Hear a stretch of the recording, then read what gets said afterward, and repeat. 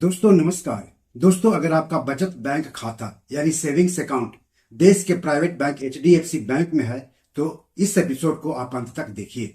Bank ने बचत खाते की ब्याज दरों में बदलाव किया है। बैंक ने बचत खाते की ब्याज दरों में कितना बदलाव किया है, नई ब्याज दर कब से लागू होंगी, नई ब्याज दर लागू होने के बाद आपको नफा होगा या नुकसान होगा, ये सब हम आपको इस एपिसोड में आगे बताएंगे। लेकिन सबसे पहले आप सबसे गुजारिश है कि चैनल के लिए नया है तो तुरंत सब्सक्राइब कर लीजिए, वीडियो को ज्यादा से ज्यादा शेयर कीजिए ताकि ज्यादा से ज्यादा लोगों तक जानकारी पहुंचे। हो सकता है आपके एक शेयर से आपके किसी अपनों का ही फायदा हो जाए। तो चलिए आगे बढ़ते हैं।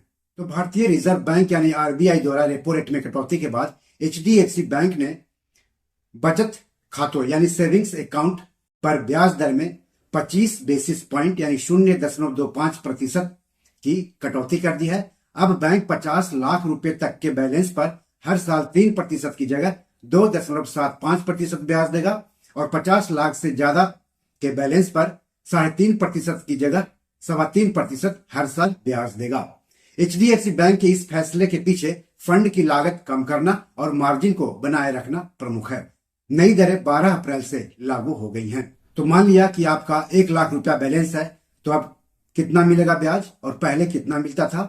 तो जब ब्याज दर 3% था तो 1 लाख रुपए के बैलेंस पर 3,000 रुपए ब्याज आपको मिल रहा था। लेकिन अब ब्याज दर 2.25% हो गया है, यानी 1 लाख रुपए के बैलेंस पर अब ब्याज मिलेगा हर साल 2,750 रुपए, यानी सीधे सीधे 1 लाख रुपए के बैलेंस पर 250 रुपए का नुकसान हो रहा है। पिछले 14 वर्षों में बैंक ने सेविंग्स अकाउंट की ब्याज दर में कोई बढ़ोतरी नहीं की थी। बैंक के पास फिलहाल 6 लाख करोड़ से अधिक का सेविंग्स बैलेंस है और ब्याज कटौती से उसे सालाना करीब 1,500 करोड़ रुपए की बचत होने की संभावना है।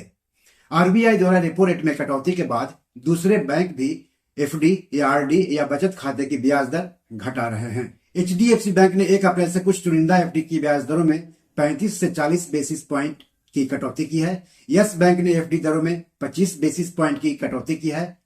बंधन बैंक ने सेविंग्स अकाउंट पर ब्याज दर को 6% से घटाकर 3% से 5% के बीच कर दिया है।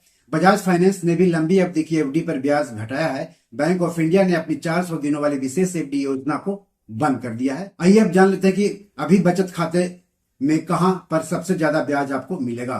तो पोस्ट ऑफिस में अगर आपका बचत खाता है तो उस पर हर साल 4% ब्याज मिलेगा, यानी 1 लाख के बैलेंस पर आपको 4,000 रुपया ब्याज मिलेगा। देश के सबसे बड़े बैंक एसबीआई में अगर आपका बचत खाता है तो उस पर 10 करोड़ तक के बैलेंस पर 2.7% हर साल ब्याज मिलेगा, यानी अगर लाख रुपया बैलेंस है तो हर साल 2,700 रुपया ब्याज मिलेगा।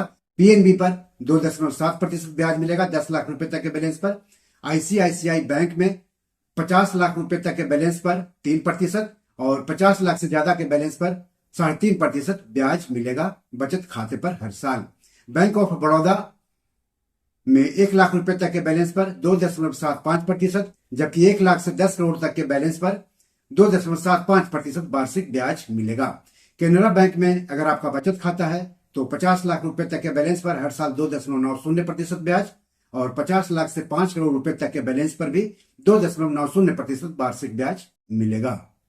ऐसा माना जा रहा है कि लोग सेविंग्स अकाउंट का इस्तेमाल अब मुख्य रूप से लेन देन के लिए ही कर रहे हैं, न कि बचत के लिए। बचत के लिए ज्यादातर लोग अब फिक्स डिपॉजिट यानी एफडी का रुख कर रहे हैं क्योंकि वहां बेहतर ब्याज दरें मिलती हैं।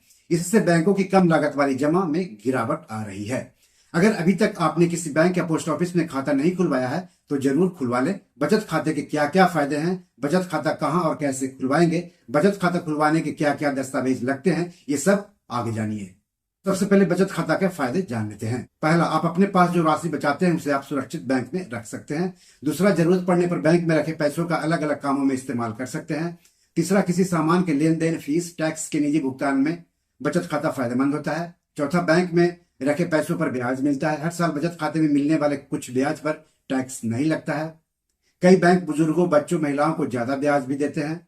सब्सिडी के पैसे सीधे बैंक खाता में आता है। मनरेगा, पेंशन के पैसे सीधे बैंक खाता में जाता है। सैलरी सीधे बैंक खाता में ट्रांसफर किया जाता है। घर बैठे पैसों का लेन देन कर सकते हैं। अपने मोबाइल से पैसों का लेन देन कर सकते हैं। चेकबुक, एटीएम और क्रेडिट कार्ड की सुविधा मिलती है। बैंक से कर्ज मिलना आसान हो जाता है अगर आपके पास बचत बैंक खाता रहता है तब।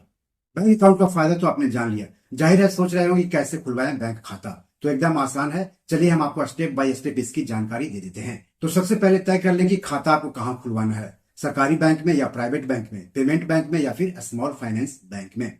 अब जिस बैंक को आपने चुना उसकी नजदीकी शाखा में जाइए या फिर उसकी वेबसाइट पर जाकर संपर्क कीजिए। नजदीकी शाखा में जाकर हेल्प डेस्क से नया खाता खोलने का फॉर्म मांगिए। फॉर्म में आपके बारे में कुछ बेसिक जानकारियां मांगी जाती है, उन जानकारियों को सही सही भर दें। आपका नाम लिखना है, फादर्स नेम लिखना है, माँ का नाम लिखना है, एड्रेस लिखना है, डेट ऑफ बर्थ लिखना है, इन सब की जानकारी देनी है आपको। बैंक अकाउंट खुलवाने के साथ चेकबुक, एटीएम चाहिए या नहीं, इसकी भी जानकारी मांगी जाती है। फॉर्म पर आपको मोबाइल बैंकिंग और इंटरनेट बैंकिंग का विकल्प भी मौजूद रहता है। फॉर्म में एसएमएस अलर्ट का भी ऑप्शन होता है। फॉर्म में सही मोबाइल नंबर की जानकारी दें। अब तो कुछ बैंक ऑनलाइन बचत खाता खोलने की भी सुविधा देते हैं, लेकिन बैंक खाता खुलवाने के लिए कुछ जरूरी दस्तावेजों की भी जरूरत पड़ती है। उन दस्तावेजों में शामिल है पहचान पत्र और पते की पहचान के लिए कागजात। पहचान पत्र के रूप में PAN card, voter ID, passport, Aadhaar card आदि में से एक होना चाहिए। पते के पहचान के लिए बिजली, दूरभाष, postpaid mobile phone, piped gas, पानी का बिल, गैस बिल आदि जो 2 माह से ज्यादा पुराना ना हो। केवल आधार कार्ड से भी खाता खुल जाता है। आधार कार्ड को पहचान और पते दोनों का प्रमाण माना जाता है। फॉर्म के साथ आपके पासपोर्ट साइज के 2 फोटो भी होने चाहिए। इतना सब कुछ कराने के बाद उम्मीद है कि आपका बैंक खाता खुल जाएगा। तो जल्दी कीजिए, कम से कम एक बैंक अकाउंट तो खोल ही लीजिए अपने किसी नजदीकी बैंक शाखा में जाकर के। तो बी और मनी मैनेजर में आज इतना ही। एपिसोड कैसा लगा जरूर लिखिएगा। बैंक द्वारा बचत खाते या एफडी पर घटाए जा रहे ब्याज पर आपका क्या कहना है, कमेंट बॉक्स में जाकर जरूर लिखिए। इस एपिसोड या पैसे जोड़ कोई सवाल हो तो जरूर पूछिए। आगे किस टॉपिक पर वीडियो चाहते हैं हमें बताएंगे तो अच्छा लगेगा। धन्यवाद, नमस्कार।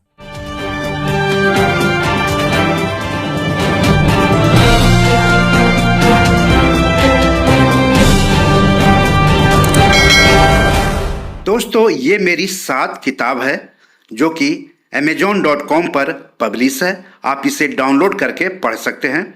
इन किताबों के लिंक्स इस वीडियो के डिस्क्रिप्शन में दिए हुए हैं। इन 7 किताबों में से 5 किताब मनी मैनेजमेंट पर है, यानी पैसा निवेश करके अधिक पैसा कैसे कमाएं पर आधारित है।